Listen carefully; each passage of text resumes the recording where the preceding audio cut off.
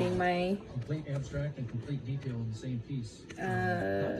Sides. I just went to sleep on it because I know I can't do everything. That's why I slept on it because I didn't know whether I should glue the sides down first or just sew it or just glue it. And I was looking at these two, like I have this and it's like super old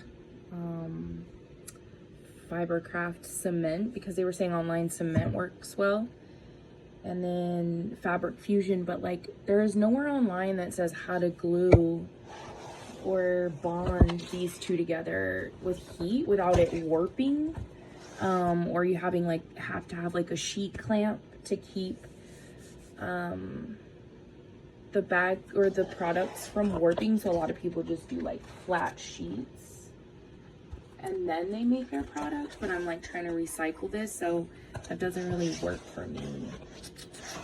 So yeah, I'm trying to figure out how to make sure there's no gapping between the two panels, because you can tell already, like with the top part, it's really good here, but then like once you get to like here, it's important for me to keep them like super tight, because otherwise I'm getting like warping already anyway.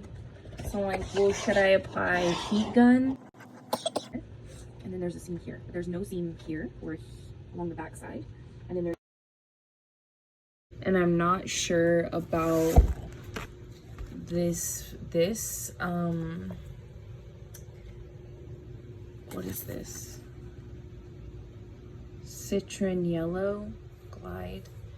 It's polyester, and I'm using polyester because if I use cotton it will degrade, and I'm already using cotton on the leather from my backpack, and I'm just worried that the cotton will degrade before the vinyl does, and then it'll just start falling apart. So I'm using polyester, and that way it'll do like a more permanent, like it won't degrade as fast.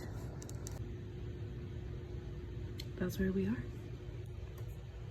And the reason why I'm not using these two is because I don't know if they dry clear. I'd have to clean it out, and then it's drying and it's white, so I'm like, ugh.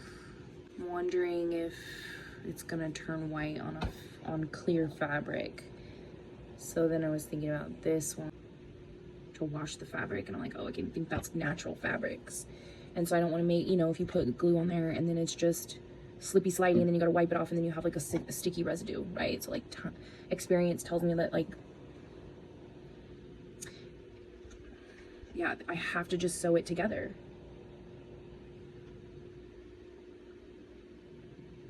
With polyester.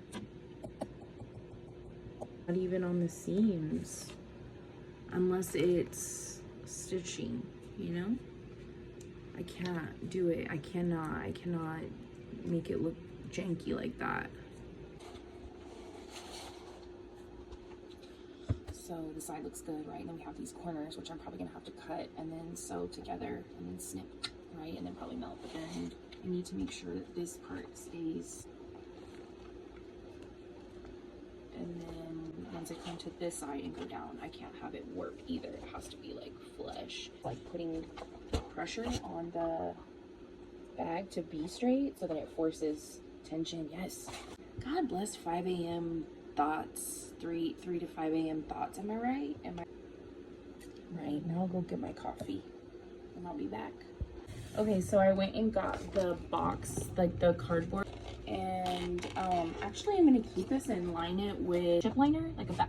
I saw videos yesterday where people were bonding chip bags together, and I thought, oh my gosh, that would be so fun to make like a insulated liner for this, so it could turn into like a beach cooler or something if you wanted it to. If you just shoved something on the inside. And so it turns out that this will probably make a perfect like support for that. So if I like wrap this in the liner a couple times, I think it'll become pretty sturdy. Oh no, they said to press like a plastic, like fine plastic, and then press it to the other side of it, and then it becomes like a pretty sturdy foil sheet to turn into like a fabric for something, into a insulator. But for right now, it's going to help me.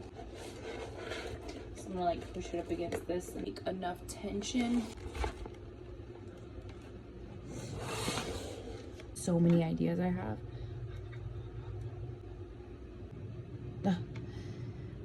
I'll be back.